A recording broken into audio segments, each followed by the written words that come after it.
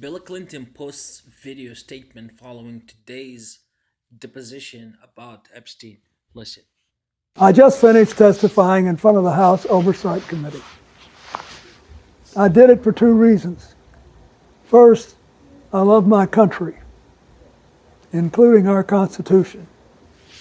And America was built on the idea that no person is above the law, even presidents, especially presidents, and that we should all live under the same set of rules. This kind of democracy requires every person to play their part.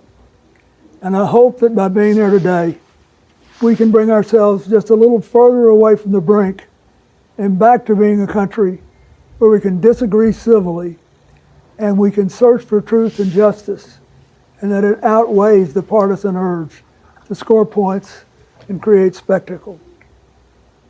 The second reason I was there is that the girls and women whose lives Jeffrey Epstein destroyed deserve not just justice, but healing.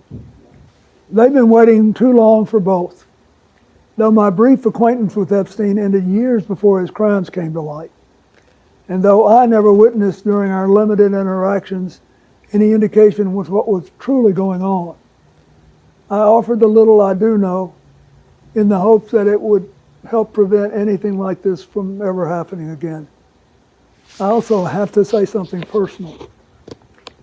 Republicans made Hillary testify yesterday, and she had nothing to do with Jeffrey Epstein, nothing. She has no memory of ever even meeting him. She neither traveled with him nor visited any of his properties. So whether 10 people or 10,000 people were subpoenaed, including her, was simply not right. So here's what I told the committee.